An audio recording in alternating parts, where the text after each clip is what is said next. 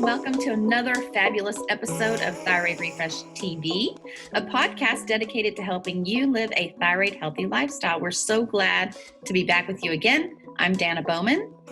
And I'm Ginny Mahar, and we are the dynamic duo behind Thyroid Refresh and Thyroid 30. We are so excited to be here today with one of our most heroic health and wellness authors. This is Donna Jackson Nakazawa, and we're going to be talking today about the newly understood role of microglia. This is a word probably most of us haven't heard before, but it's very, very powerful in the world of health science. It's an elusive type of brain cell that is vitally relevant to our everyday lives, and there's been a lot of new discoveries around this. So this is going to be a really fascinating show, and we're so excited to have you here with us. So welcome, Donna. Thank you guys so much for having me. Pleasure to be here. Okay, before we get started, I want to tell a few of those people who don't know who you are. I'm sure most everybody does, especially the people that listen to our podcast, about you. So Donna Jackson Nakazawa is an award-winning journalist and internationally recognized speaker whose work explores the intersection of neuroscience, immunology, and human emotion. Her mission is to translate emerging science in ways that help those with chronic conditions find healing. She's the author of six books, including her forthcoming The Angel and the Assassin, the tiny brain cell that changed the course of medicine, which illuminates the newly understood role of microglia, an elusive type of brain cell capable of Jekyll and Hyde behavior. When triggered, microglia can morph into destroyers and take down synapses, causing depression, anxiety, and Alzheimer's. But under the right circumstances, they can be angelic healers, repairing the brain in ways that can help alleviate symptoms and prevent disease. And her latest book, The Angel and the Assassin, elucidates the biological basis behind the mind-body connection and offers us a radically reconceived picture of human health. Yay. Wow, that was a mouthful. Yeah. So glad to have you. Well done. Happy to be here. Well, before we dive into talking our discussion about microglia, I was hoping that you could share with us the story of how you started down this rabbit hole of health research and writing, because you're an autoimmune patient yourself. Yes, absolutely. So I think, as a lot of my readers know, I spent much of the 2000 to 2012 really finding my way through a series of life-threatening autoimmune diseases. I was paralyzed with Guillain-Barré syndrome, which is a neurological autoimmune disease, twice, and that's really unusual. The second time, I was fighting my way back for about a year, learning how to walk again, going from hospitalizations to a walker to a cane. I still can't run a marathon, but I feel very grateful to live the life that I live. Small fiber sensory neuropathy, thyroiditis, because who doesn't have thyroiditis? Right. And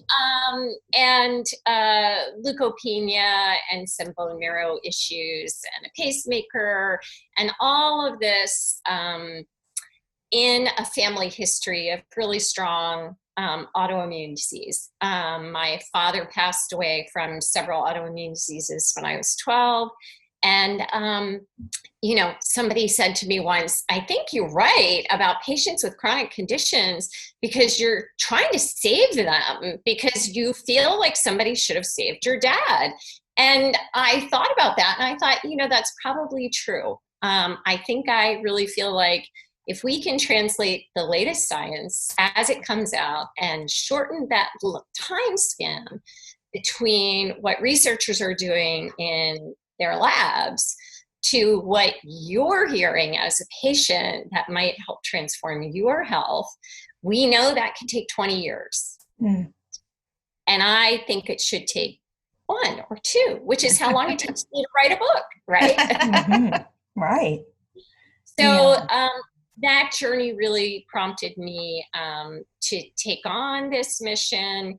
And with The Angel and the Assassin specifically, as I was going through that decade horrible of learning to manage these diseases. None of them has completely gone away. That's not always the point.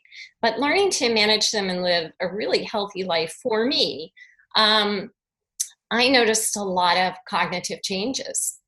And I would be cutting watermelon for my kids, and I'd be looking at it going, gosh, I know what this is. I know what this is, but what do you call it? You know, and my kids would go, oh, watermelon, yay. I'd go, gosh, watermelon, of course it is. I'd be tying my daughter's shoes and think, okay, Donna, bunny loops, you know how to do this. Or simple kid math my kids would bring home, and my brain was just not computing. And moreover, that was also the decade of Harry Potter. You know, I'd be reading it to my kids and I'd be thinking, wow, it feels like I've got the Dementors. You remember those kind of yes. you know, shape-shifting things that like come in, your brain is just not happy. It's gone. And I would go to my doctors, and I have a great team, and I'd say, what's going on with this? And this is maybe 2007, 2008. And the response was, understandably at that time, of course, you're sad. Chronic illness is really hard. You've been paralyzed. You've been in bed for a year on and off over the past few years. This is what happens when you're chronically ill. You just feel depressed. But it felt just as my body was not my own, that my brain was not my own. And being a science journalist, writing books, writing for newspapers, I started keeping a file 9 years ago. And I started putting in it all of these studies which were showing that other patients like me were experiencing this same set of symptoms, not only when they had not only in their bodies with autoimmune disease and inflammatory disorders, but they were expressing changes to the brain. And stories were coming out like 56% of patients with lupus were experiencing depression or bipolar, and many of them were having psychotic symptoms. Oh, hey, what's going on with that? I don't think that's just feeling depressed about illness. People with gum disease were more likely to develop Alzheimer's. If there's no brain-body connection, what do we think about that one? 62%, and I have to go look at the actual statistics, I think it was 62% of patients coming out of the hospital with an infection, a pathogen, went on to develop depression or bipolar within a year. I don't think that's just being sad about being sick, right? So, No. Amen. I mean, and so many of us and we're told that, oh, there's no, here, just take an antidepressant and go on your way. And it's just, there's so much more to it than that. Gut health and yes. And the oral microbiome, we're hearing a ton about that and the connection to brain health now, and even our muscle mass. I mean, there's so much. Yeah. Right.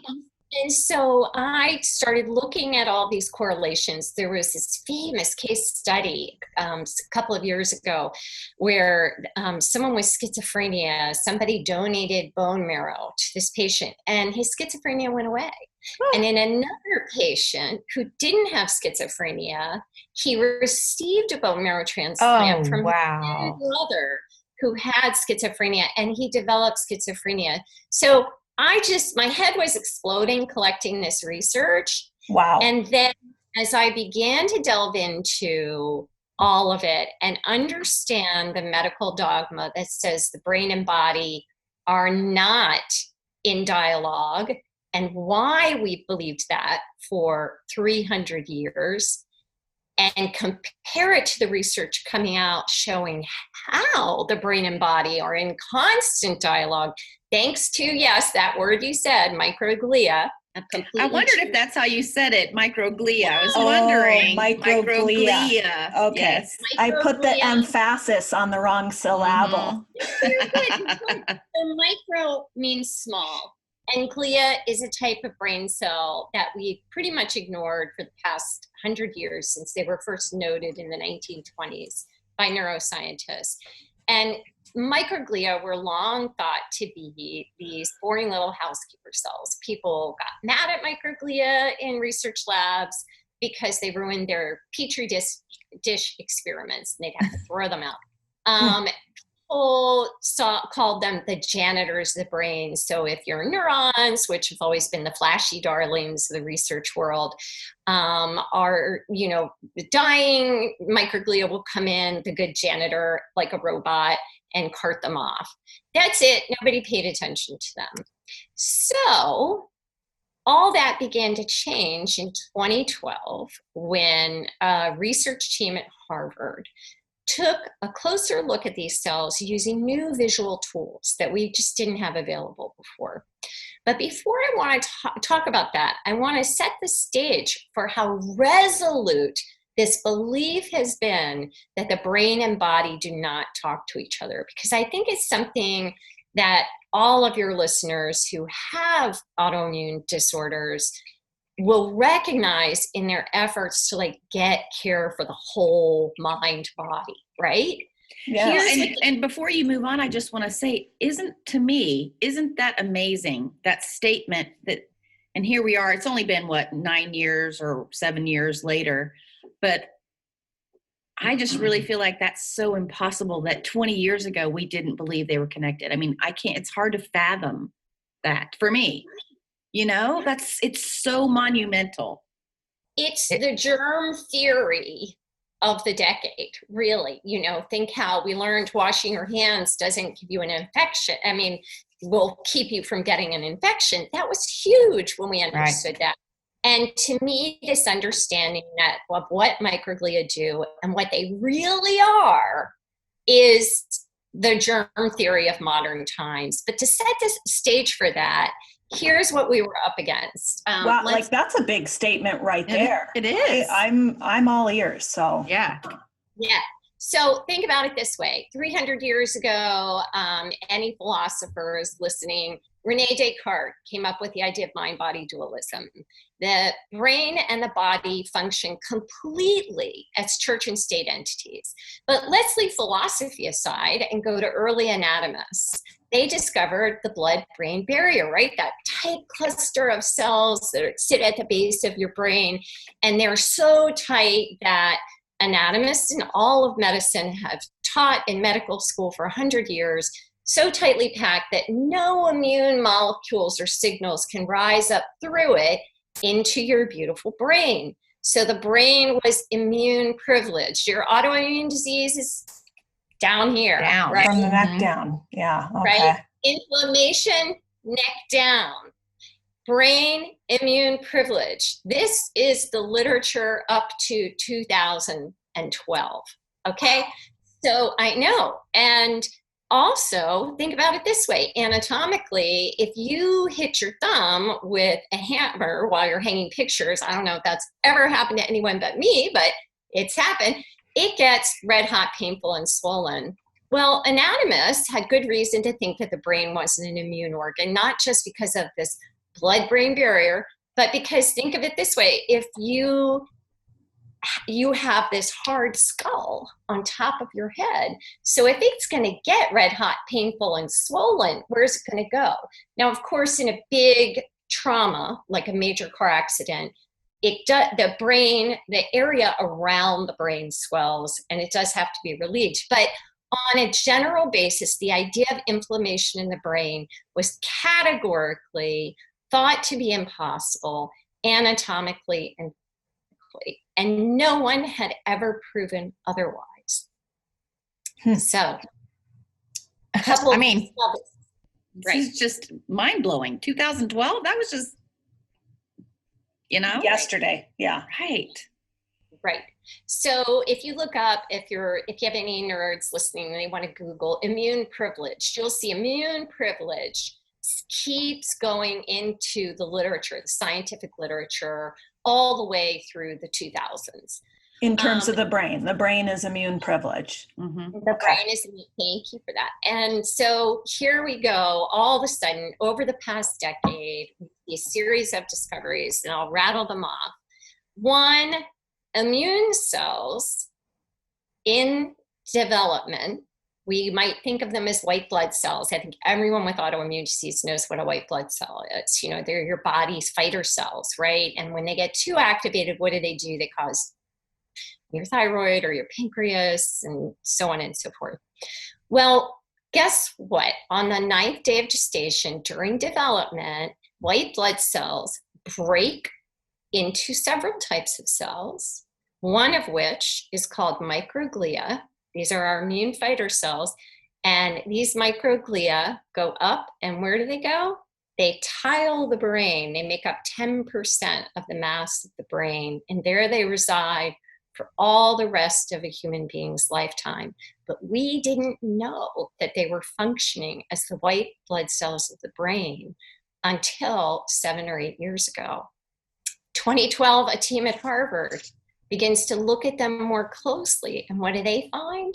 When they are agitated or overwhelmed, as with our body's white blood cells and macrophages, our immune team, which tries to keep us safe in the face of chronic stressors, emotional trauma, childhood adversity, poor diet, environmental toxins, pathogens, infections.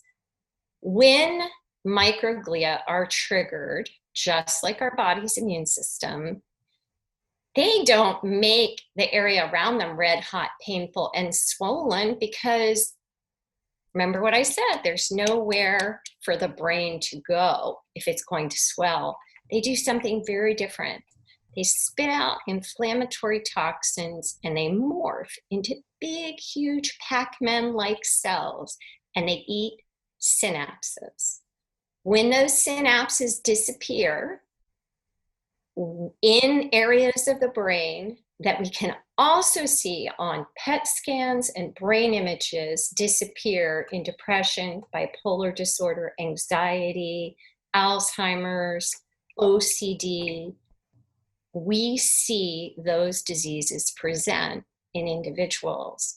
And we missed it for 100 years. We missed that the cell is an immune cell. We missed what it does and what it means when it becomes agitated. Wow. It's science. You can see why I wrote a book about it. Yeah. Oh, yeah. I mean, I just about fell out of my chair.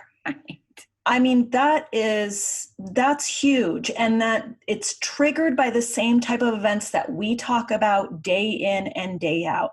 Diet, lifestyle, mindset, your emotional health, childhood traumas, adult trauma, all those things that, pull the trigger on some of our less desirable health tendencies. And, wow. I'm speechless. It's pretty mind-blowing. So I just want to reassure your listeners, there's a lot of good news here too, because if you think about it, in our efforts to work with mental health, we see that the fields of psychiatry and mental health have fallen way behind our new understandings, even in cancer and heart disease. And any psychiatrist will tell you that the field has been pretty stagnant for about 50 years. So that's not to say that there aren't many great things happening in psychiatry. Some medications are enormously helpful to people. I am not anti-medication. I just want to say different things. Look, I've interviewed thousands, hundreds of thousands of patients over 30 years. Different things work for different people, but our toolbox has been very limited. And we know in big clinical trials that antidepressants work for about 35% of people.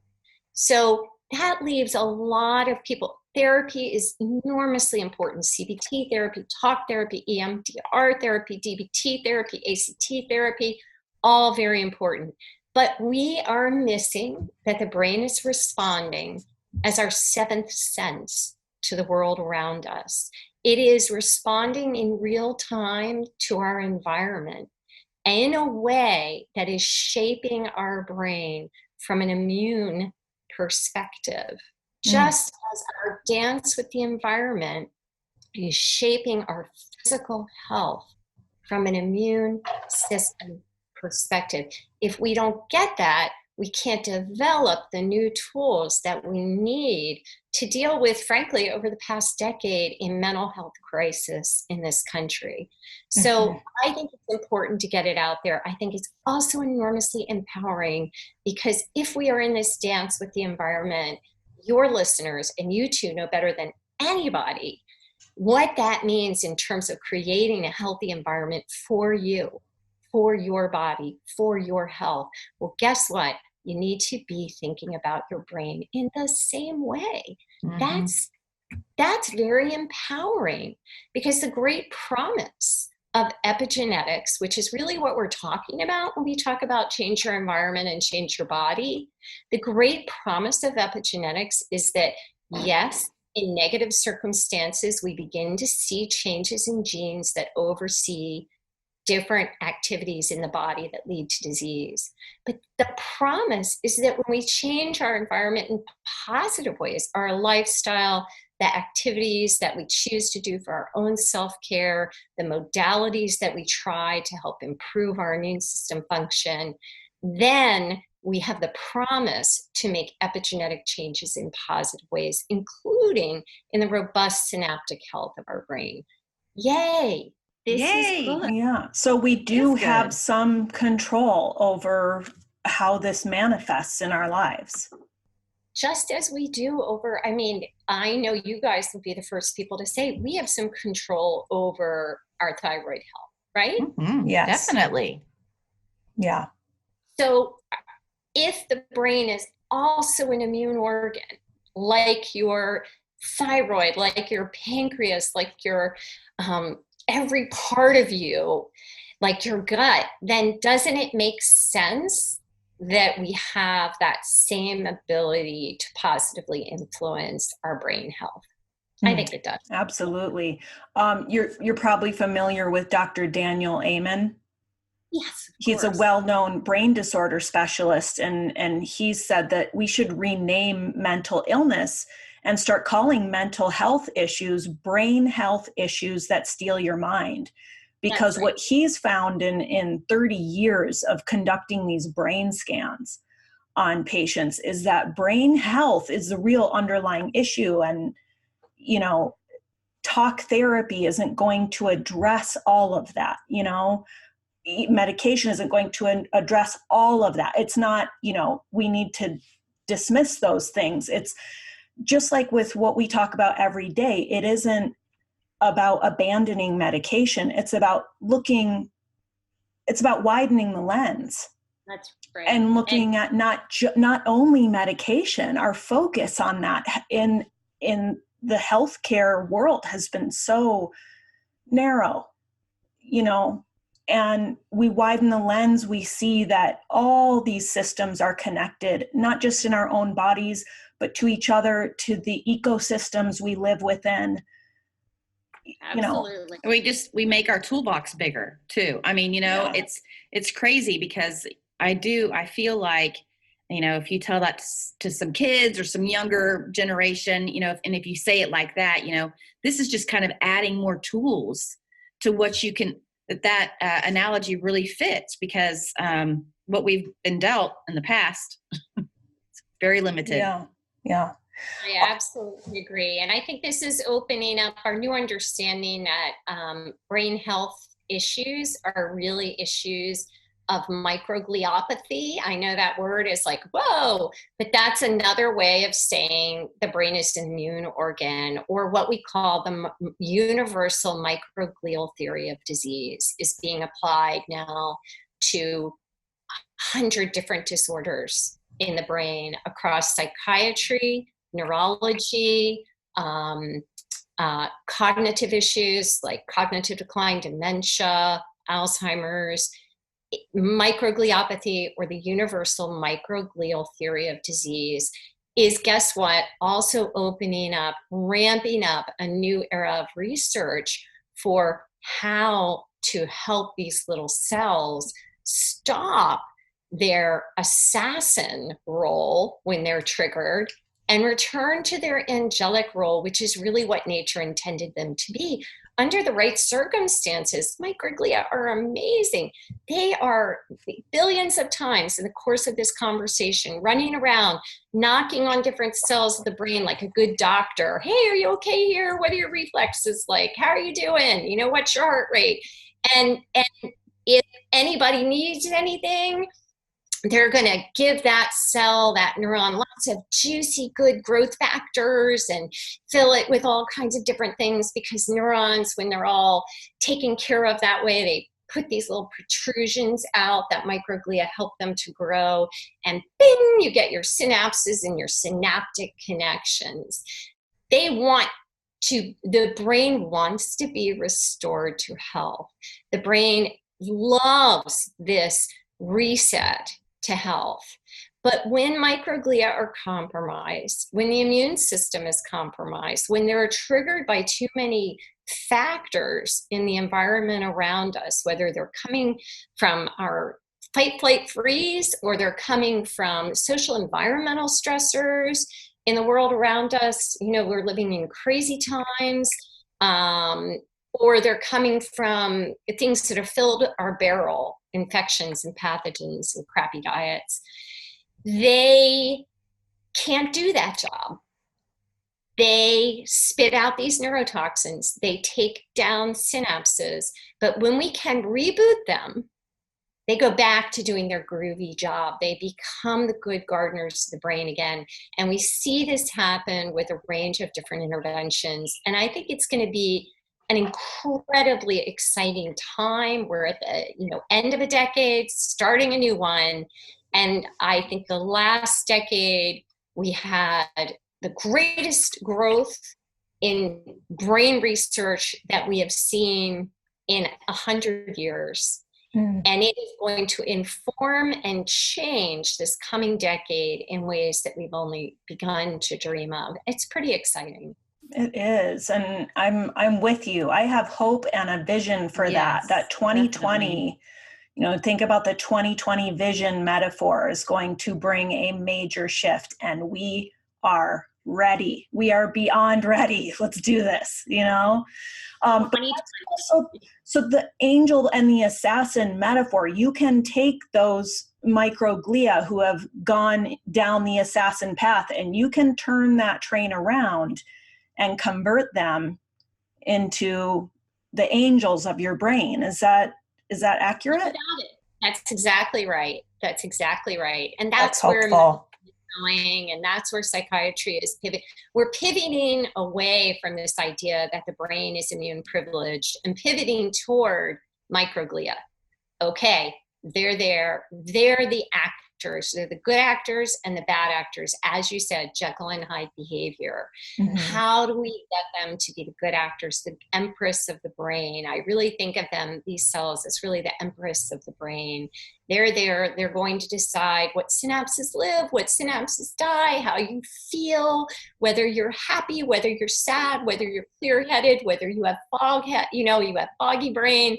They're the empress of the brain. So let's start talking about how, and I do, in the book, I follow a number of patients who've chosen different modalities to help even after nothing else has helped them. Medications haven't helped, talk therapy. Well, that's not right. They have helped them, but they feel like they're living half life. They feel like there's something more they could be doing. Yeah. And I look at the different things that they're doing. And I hope that the book is able to help readers and also help us push this conversation to the next level. Really the job of a science writer is to push that conversation on all platforms so that we have a conversation with medicine, with patients, with researchers that triples the funding and triples the progress. I was just going to say, I'm trying to picture you in 2012 finally reading the research and the paper and just what you're doing, how you respond, like jumping up and run around, or I'm trying to know. Yeah, I do. Okay, well, yeah, okay. Well, inside scoop. So around that time, I had this thick file, and I called it Brain Flame. because it seemed to me all these things were proving that the brain was becoming inflamed. And I kept doing updates and sending them to my agent, who is a fantastic, brilliant woman. And I've done many books with her, and we've been together for, a long time, and seen 5 children grow up, and, just, I trust her implicitly. And she kept sending it back to me and saying, I don't get it. I don't get it. I don't get it. I don't get it. Nope, you're not there. No, mm-mm.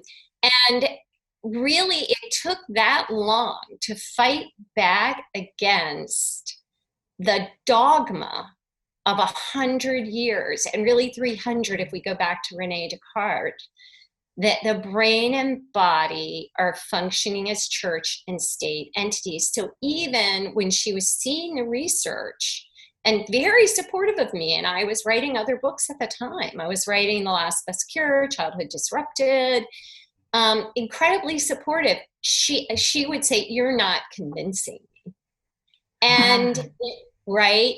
And it took a while for me to figure out how to tell the story in a way that would convince her, so it would convince you, so it would convince your listeners, so it would convince their families and their spouses and their children.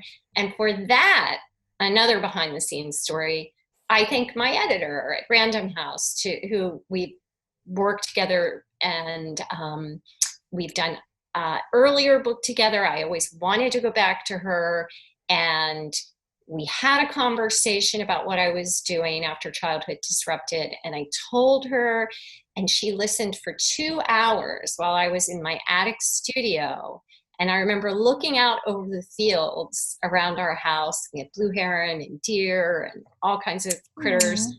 And my editor saying to me a sentence that is how this book came about. She goes, oh, follow the story of this little cell. What did you say they were called? Microglia? Tell the story of this little cell and bring it to life, and you will give your readers something to hang on to. And so it's really a story of women listening to women. Honestly, my agent listened to me blabber on and yammer about this for years. Finally, she said, talk to your editor. My editor listened to me talk for 2 hours. The 3 of us came together, and I said, okay, I get it. I know what to do. Everybody knew what we had to do. And I spent the next 2 years traveling to labs, talking to researchers, following patients, and writing and throwing everything out and rewriting, and throwing everything out and rewriting. And now there's a book. Wow. That's a goosebump moment. Right. I mean, for her to say that and to get it, and for you guys to all come together, I think is an incredible part of the story. I love that you shared that. Thank you so much.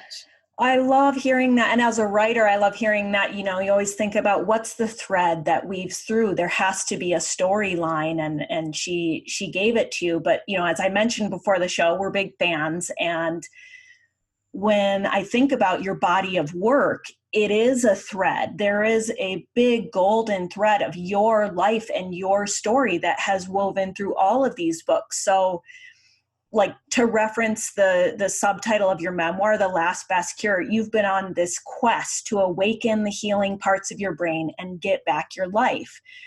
And in your book, The Autoimmune Epidemic, you looked at the driving factors behind why there's so much autoimmune disease. Then in your next book, Childhood Disrupted, you looked at the emotional and spiritual root causes of illness, especially in regards to ACEs, right? Adverse childhood experiences and trauma, and how that related to your own life. And now, in The Angel and the Assassin, your latest book, you've done this deep dive into a tiny brain cell, microglia. And how does your personal golden thread continue through this book? I'm curious about that piece of the story. How has it fit into your personal quest to get your life back?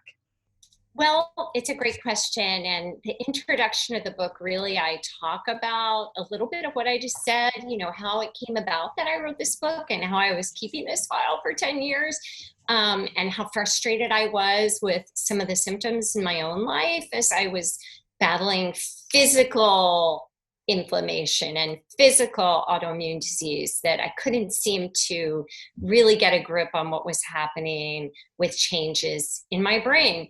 And so I tell a little bit of that story, and then I move on to follow these incredible scientists who literally ignored everything they'd ever been told to find these connections in the brain. And I've just told you one story. I tell 7 stories of science, really focusing on 3 or 4 of them. But another scientist discovered immune vessels that we never knew existed that travel from the body right to the brain. And we missed that for hundreds of years. And I followed their stories, and I followed the stories of these very determined patients. And I learned as a fly on the wall. I learned while in the lab observing, while in the patient exam room and treatment room observing, in ways that didn't so much change what I want to do for my health, but reaffirmed my understanding of everything I've ever done for my health. Okay, reaffirm my understanding that although it might seem like overload, the fact that on any given day, I'm going to use a combination of meditation, walking 3 to 5 miles, loving kindness, deep breath work, biofeedback on a little machine I put on my thumb, talking to my therapist, getting acupuncture. I go to physical therapy. I call it physical therapy twice a week, but I go and I work out with somebody who helps me with my neurological and autoimmune disorders. And we use a combination of, yes, a little physical therapy, but it's really Feldenkrais, which helps change the brain, yoga, breath work, and Pilates for strengthening some of my connections. I'm going to be doing this for the rest of my life. And now to see these other tools coming in, which I report on in the book, yes, those are also tools that I'm utilizing. But it reaffirms for me that this is what we do. This is how we live. If we care for our well-being, I don't do all those things in a given day. I wouldn't write books, right? But I toggle in and out of self-care in the way I stack my day, even when I don't want to.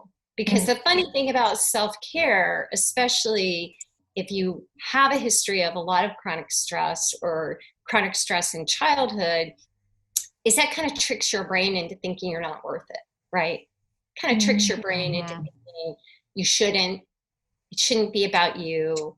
It should be about other people. You're not really worth it. There's that little voice whispering in your head. Come on, there's dog hair to be swept up. Somebody has to be picked up. A mother-in-law has to be taken to the doctor. Come on, sit down, loving kindness. So it's that weird juxtaposition between the people who need to self-care and adopt these bigger tools in the toolbox and toggle in and out of self-care in the way they stack their day are the least likely to feel that it's okay to do it. So I'm still that person. I'm still that person who has to really stalk the self-care, even when I feel that in doing it, I'm not doing the most useful thing in the moment. Yeah. So for me, that's the way it feels, right? That's the way it feels, right? Like, so, what do they say? Feels real, not true, right? Feels real, but not true. Some things, trick us that way. And this has helped me with that a lot. The science is very empowering. And to know that there is this cellular reason that we can see in the lab. I sat there and watched microglia swim through the brain. And it's like looking at Starry, Starry Night by Van Gogh, Mm-hmm. and to see that there are these active, enormously responsive cells has upped my belief that I am worth self-care. I think that's a big thing. And it's opened up tools, but it's also made me all the more consumed with getting this information out there, because I hear from people who are suffering all day. Mm-hmm. I hear from my readers. I hear that suffering. I get it. I am that person. And it just makes me want to double down to get this to everybody. Yeah. That's how the science affected me. Thank you for that. That's so beautifully put. It is. Mm-hmm. Okay, so last question. We kind of covered this. We talked about this gift of being able to witness your trajectory through your body of work via your own body, right? So if you could look ahead 20 years on your personal and professional quest, what would you like to see? I would like to beam forward to a time where we're going to be able to use some of these new understandings about the brain and some of the research that I was able to observe but isn't quite ready yet will just be a matter of course. So let me tell you what that looks like. What researchers are working on is being able to look at barcodes on microglia and see when they are changing and morphing from the angel to the assassin. And other researchers are working on what kind of factors do these microglia express and drop off that descend into the bloodstream. So they are able to measure these. Right now at Shock Trauma in Maryland, largely considered the best shock trauma center in the world, researchers are measuring these descendants of microglia in blood tests to determine how bad a concussion is. So if you see a lot of microglial factor in a blood test, that's going to tell you we've got a lot going on here. But that can also be used to track treatment. So if we put all these together and we're looking at new brain scans, which will show this synaptic loss very, very early on. So we're also seeing a big association between common blood tests for inflammatory factors like C-reactive protein and tumor necrosis factor that are equated with microglial activation in the brain. So we have some big studies coming out this year about that. They're kind of mind-blowing. So if you put all that together, 20 years, you've got a family with a history of autoimmune disease and depression and bipolar, okay?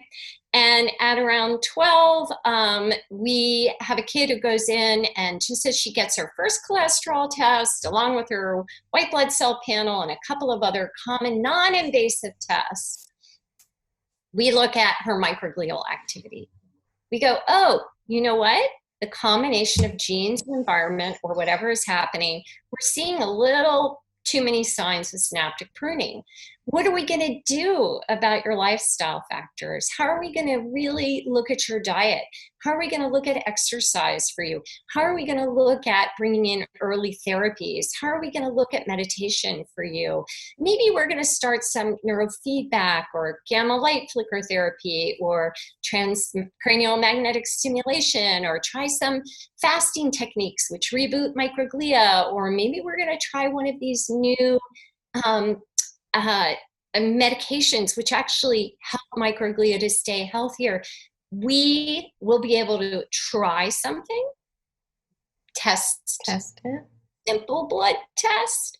Wow, you know what? This talk therapy, exercise, diet, a little bit of neurofeedback for you. You're good. You're good. And now we have someone who at 24 doesn't develop depression or bipolar. Take that same thing for somebody in a family history of Alzheimer's. And we begin to be able to do these tests, do these fine-grained scans of the brain, all non-invasive, and we do the same thing. We say, okay, we're going way beyond picking up crossword puzzles here. We're going to reboot your whole lifestyle to keep this runaway inflammation in the brain from setting in so that this disease never has a chance to develop. Beam me there. Won't that be wonderful when that is our reality?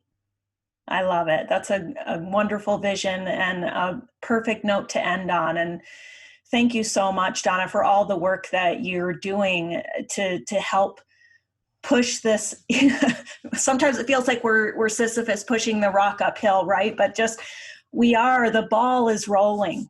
And thank you so much for all that you've done to educate and share this knowledge with people like us so that it's digestible and we can understand it and get so excited about it and what it means for empowering us on our own healing journeys. So thank you for that. Thank you for having me. You guys are great. Thanks for all the work that you do helping patients. We're all in it together. And we sure are. For our listeners, you can learn more about Donna and her work at donnajacksonnakazawa.com. Don't worry, we will spell that and link to it in our show notes.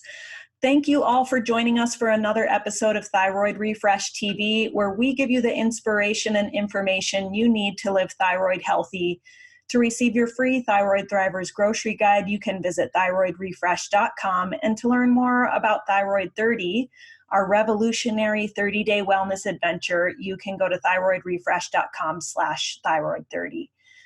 Don't forget ever that you do have the power to heal, and we have the tools.